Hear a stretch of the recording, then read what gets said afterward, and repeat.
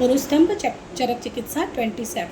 ठीक है, इसमें है ना उरु स्तंभ नाम से ही हमें समझ में आ रहा है। उरु हम जानते हैं कि उरु हम किसको कहते हैं, फीमर वाला जो एरिया रहता है उसे उरु बोला जाता है। स्तंभ इसका मतलब होता है जकड़ाहट, मतलब उरु स्तंभ यानी कि जो लोअर लिम्स है या फिर फीमर वाला एरिया है वहाँ पर जकड़ाहट।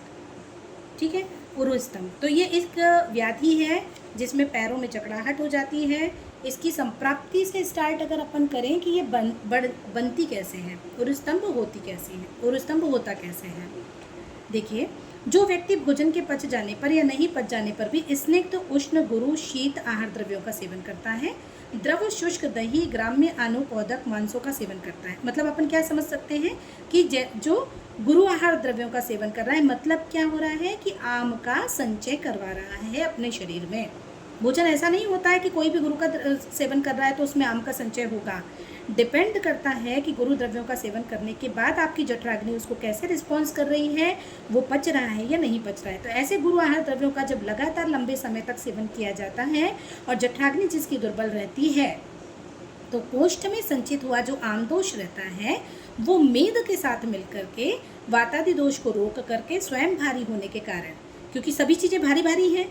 अब ये इन्होंने पुराने ज़माने में बहुत टेक्नोलॉजीज तो नहीं हुआ करती थी, इसलिए वो साधारण शब्दों में बोलते थे कि सब चीज़ें भारी हैं, तो वो भारी क्या हो रही हैं, अधोगामी सिराओं के द्वारा उरु प्रदेश में चली जाती हैं। मेद भी बढ़ा हुआ है, आम भी बढ़ा हुआ है, तो ये दोनों सब चीज़ें क्या करते हैं, वहाँ पर वातादि दोषों को एक साथ इकट्ठा कर देते हैं।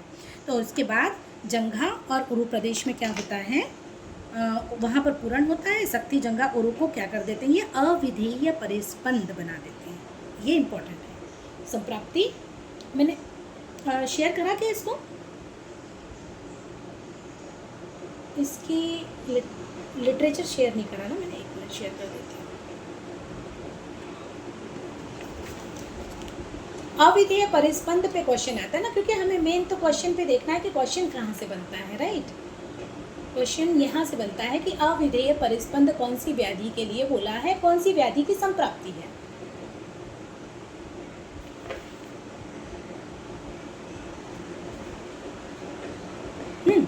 तो अविधेय परिस्पंद का मतलब क्या होता है कि पैर जो है वो हिल डुल करने में असमर्थ होता है व्यक्ति।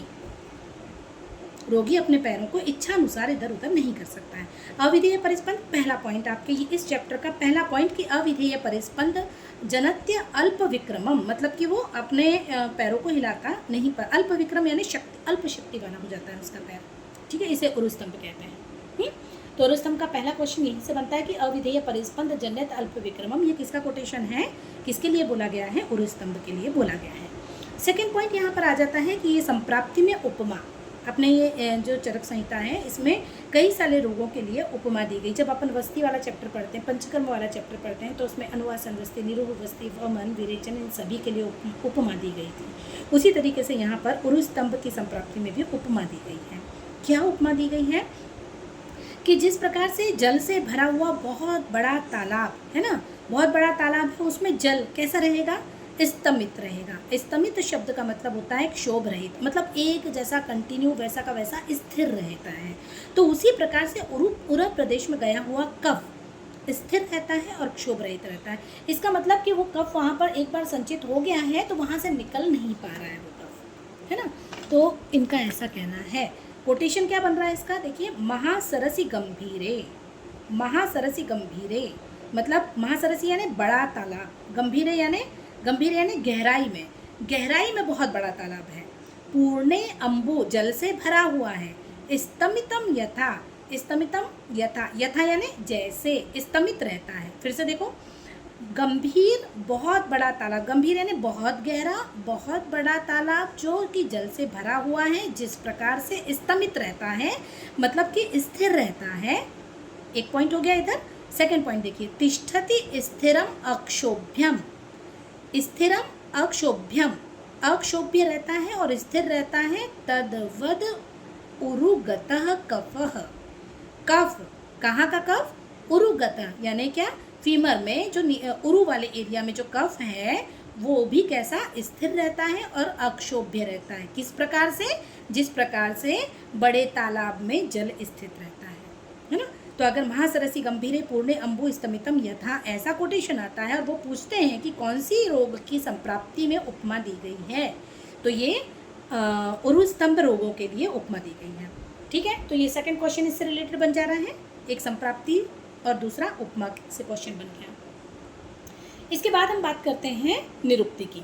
हमने पहले ही बोल दिया कि वहाँ पर क्या बोल रहे थे अपन कि जो कफ वर्धक आहार विहार का सेवन कर रहा है, गुरु और शीतल आहार द्रव्यों का सेवन कर रहा है ना, तो उसमें कफ भी बढ़ रहा है, मेद भी बढ़ रहा है, ये दोनों बढ़ते हैं, नीचे की तरफ जा रहे हैं, वात और पित्त को दबाते हैं, उरा प्रदेश में आकर के उरु में स्थैर्य उत्पन्न करते हैं। ठीक है, तो ये एक पॉइंट हो गया इसके निरुक्ति का। लेकिन इससे भी ज़्यादा इम्पोर्टेंट पॉइंट है, आचार्य चरक ने बोला है, एक उरुस्तंभ आम त्रिदोष समुत्थान। उरुस्तंभ आम त्रिदोष समुत्थान, एक उरुस्तंभ आम त्रिदोष समुत्थान, मतलब ये कहाँ से लिया गया है? किसी को अगर मालूम हो तो मुझे बताओ कि ये कौन से चैप्टर में आया था, एक उरुस्तंभ आम त्रिदोष समुत्थान? कौन बता पाएगा?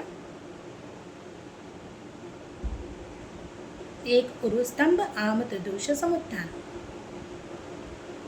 अगर आपको याद हो तो चैप्टर नंबर 19, जिसमें रोगों के भेद बताए गए थे, जिसमें अपन ने रोग का एक भेद, रोग के दो भेद, रोग के तीन भेद इस तरीके से पढ़े थे। तो उसमें रोग का एक भेद उरुस्तंभ को बोला था। तो एक उरुस्तंभ आम त्रिदोष समुत्थान, मतलब कि आम प्लस त्रिदोष इन दोनों से उत्पन्न होता है, तीनों दोष उसमें रहेंगे प्लस आम भी रहेगा आचार्य चरक के अकॉर्डिंग। लेकिन आचार्य सुश्रुत ने उसमें वायु की प्रधानता बोली है, इतना ध्यान में रखना है। क्या क्या ध्यान में रखना है? पहला हमने बोला कि संप्राप्ति में अविधेय परिस्पंद करके क्वेश्चन आता है तो उरुस्तंभ के लिए है। दूसरा अपन ने उपमा देखी, महासरसी गंभीरे पूर्णे अम्बु स्तमितम यथा, ये उपमा किसको दी है? उरुस्तंभ के लिए। तीसरा पॉइंट हमने देखा कि मेद कफ दोनों डोमिनेंट है, वात पित्त को दबा रहे हैं। चौथा पॉइंट हमने क्या देखा कि एक उरुस्तंभ आम त्रिदोष समुत्थान, अगर ये पूछता है कि आम त्रिदोष समुत्थान किस व्याधि के लिए बोला गया है, तो उरुस्तंभ के लिए बोला गया है। सुश्रुत ने इसमें वायु की प्रधानता। तो ये 3-4 पॉइंट्स आपको अच्छे से ध्यान में रखना है।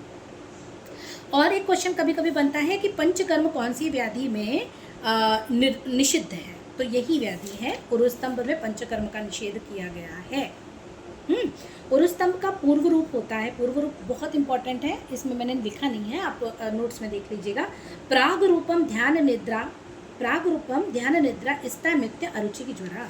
देखिए अपनों को ध्यान नहीं आएगा, है ना, अगर अचानक से कोटेशन आ जाता है कि ध्यान निद्रा किस में आएगी, ध्यान और निद्रा है, स्तैमित्य है, अरुचि है, ज्वर है, तो इसमें आपको ये उन्माद, अपस्मार, अतत्वाभिनिवेश, संन्यास इस तरीके के रोग के साथ में कंफ्यूज कर सकते हैं। आप इसको पकड़ोगे कैसे? देखिए यहाँ पे स्तैमित्य शब्द आ रहा है, स्तैमित्य का मतलब होता है स्थिरता, है ना, तो स्थिरता उरुस्तंभ में अपन देख रहे हैं। तो ध्यान निद्रा अस्तमित्य से आप पकड़ लीजिएगा कि ये उरुस्तंभ के पूर्व रूप के बारे में बात कर रहा है। इसके अलावा लोमहर्ष, चर्दी, जंघा उरुसदन, जंघा उरुसदन अगर आ जाता है तो वो तो इजीली अंडरस्टूड है, उसको आप पकड़ लोगे। लेकिन उसके पहले ये जो बोल रहे हैं ना स्तैमित्य, ध्यान और निद्रा, वो कंफ्यूज करने वाला है, उसको ध्यान रखिएगा। उरुस्तंभ में साध्य असाध्यता अगर अपन देखें तो इन्होंने कहा है कि जब उरुस्तंभ रोग से पीड़ित पैर में दाह, बेचैनी, सुई चुभने की पीड़ा होती है, शरीर में कंपन हो जाता है, तब उरुस्तंभ रोग रोगी को मार डालता है। अन्यथा ये लक्षण अगर नहीं है, रोग नूतन है, तो उसकी चिकित्सा करने पर वह साध्य होता है।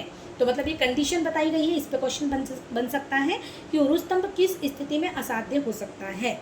जब बेचैनी होती है, दाह पैरों में, मतलब ये लोकलाइज्ड ही बात कर रहे हैं। उरुस्तंभ में कोई भी सार्वदैहिक उन्होंने लक्षण नहीं बताए हैं असाध्यता के बारे में, है ना।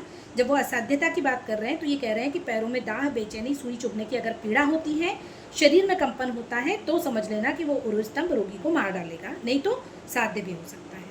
पंचकर्म नहीं करेंगे, क्यों नहीं करेंगे भाई? तो इसमें असर्शन और रीजनिंग वाला क्वेश्चन बन सकता है। स्नेहन और अनुवासन वस्ती के निरंतर प्रयोग करने से कफ की वृद्धि होती है, ठीक है, कफ की वृद्धि होती है। उरु और जंघा प्रदेश के स्रोतस में भरे हुए कफ को विरेचन निकालने में समर्थ नहीं होता है। क्या कह रहे हैं ये?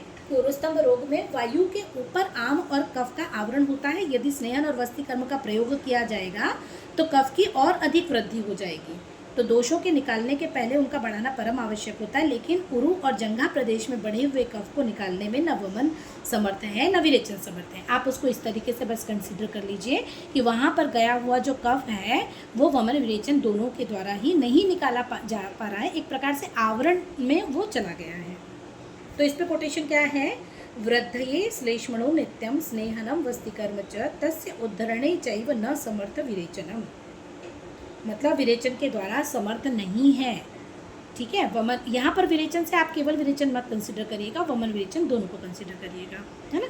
पंचकर्म को इसमें इंडिकेट नहीं किया गया है क्योंकि वहाँ पर स्थित जो कफ है वो निकलने में समर्थ नहीं हो पा रहा है पंचकर्म के द्वारा।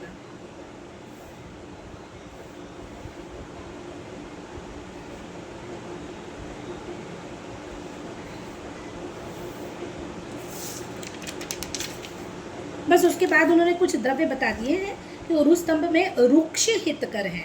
तो कोटेशन इसका अगर बनता है कि सदा रुक्ष उपचाराय यवश्यायम एको द्रवान, मतलब कौन से रुक्ष आहार द्रव्यों का सेवन करना है इसमें। उरु स्तंभ से पीड़ित रोगियों के शरीर में रुक्षता की वृद्धि हो, इसलिए सर्वदा जल और अल्प तैल से सिद्ध किया हुआ नमक रहित शाकों के साथ जौ, सावो और कोदा से बना हुआ आहार द्रव्यों का सेवन। तो ऐसा अगर क्वेश्चन आता है तो आप इजीली उसको लगा दोगे क्योंकि कफ और मेद से बना हुआ रहता है ये। तो इसलिए अगर वृक्ष आहार की बात अगर आती है, कोई ऐसा कोटेशन आता है तो उरु स्तंभ लगाना है इस पर। इसके बाद क्षार अरिष्ट का प्रयोग, हरितकी का प्रयोग, है ना, मधु और जल के शरबत का प्रयोग, पीपली का प्रयोग, ऐसे 4-5 चीज़ें स्पेसिफाई बता दी गई हैं कि उरु स्तंभ नाशक द्रव्य हैं ये। तो कभी अगर कोटेशन आता है कि क्षार अरिष्ट प्रयोगाश हरितकस्य तथैव च मधुदक, मधुदक का मतलब होता है मधु प्लस उदक, ठीक है। तो इनका और पिपली का प्रयोग उरु स्तंभ नाशक होता है। इसके बाद है ना, केवल एक क्वेश्चन बनता है छोटा सा कि चिकित्सा सूत्र, और चिकित्सा सूत्र में 3 नाम याद कर लीजिए, रट लीजिए उसको, शमन, क्षपण, शोषण, है ना। तो केवल ये 3 नाम से आ जाएगा कि किसका चिकित्सा सूत्र है ये। शमन, क्षपण, शोषण कौन सी व्याधि का चिकित्सा सूत्र है। अच्छा, व्याधियाँ भी वो वैसी ही देंगे आपको, उरु स्तंभ दे देंगे, प्रमेह दे देंगे, स्थौल्य दे देंगे, है ना। तो ये सब कैसा रहता है, सभी कफ और मेद वाली व्याधि दिख रही है। और चिकित्सा सूत्र में स्पेशल ये 3 नाम शमन, क्षपण और शोषण किसके लिए आया हुआ है, उरु स्तंभ के लिए आया हुआ है, ध्यान रखिएगा इसको, ठीक है। तो क्षपण का मतलब होता है दोषों का नाश करना, शोषण का मतलब होता है सुखा देना। इसके बाद तेल, इसमें 3 आए हैं, कुष्ठादि तेल, सैंधवादि तेल, अष्टकट्वर तेल। अष्टकट्वर तेल वेरी इंपॉर्टेंट, केवल क्वेश्चन इतना ही बनता है कि अष्टकट्वर तेल कौन सी व्याधि में दिया जाता है ना। तो अष्टकट्वर तेल अपना किसका है, उरु स्तंभ का चिकित्सा में यूज़ होता है। इसमें मेन ड्रग क्या है अष्टकट्वर तेल में, पिप्पली मूल और शुंठी, एक मूल है, एक पल है, पिप्पली मूल और शुंठी। देखिए दोनों ही उष्ण है ना, मतलब जब ये तेल का पाक होगा तो ये उष्णता को क्रिएट करेगा। उष्णता क्या करेगी, वहाँ पर कफ और मेद का नाश करेगी। तो अष्टकट्वर तेल में अगर मेन इंग्रेडिएंट पूछते हैं तो पिप्पली मूल और शुंठी अपने को बताना है। और अष्टगुण, क्योंकि अष्टकट्वर, इसका अष्टकट्वर शब्द से आप समझ लीजिए कि इसका मतलब क्या है, 8 गुना कट्वर, 8 गुना कट्वर। अब कट्वर क्या है, कट्वर समझ के रख लीजिए, कुछ भी नहीं है, दही और घी के साथ में बनाया हुआ मट्ठा है ना।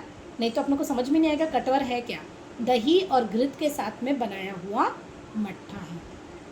इसके बाद लास्ट में एक पॉइंट आता है इसमें कि हितकर आहार विहार इसमें क्या रहेगा। उरु स्तंभ रोग में कफ को दूर करने के लिए सामर्थ्य के अनुसार व्यायाम करने से रोगी को प्रवृत्त कराना चाहिए। कफ क्षयार्थम शक्येषु व्यायामेश्व अनुयोजयेत, है ना, मतलब कफ को क्षय करने के लिए व्यायाम का अनुयोजन करना चाहिए। और क्या पॉइंट आया, प्रतारयेत प्रतिस्रोतो नदीम शीत जलाम शिवाम, मतलब उसको तैराना है। प्रतिस्रोतो यानी जो नदी की जो बहाव बह रहा है उसके अपोजिट में उसको मतलब तैराना है, ठीक है। तो ये अपना पॉइंट कंप्लीट होता है।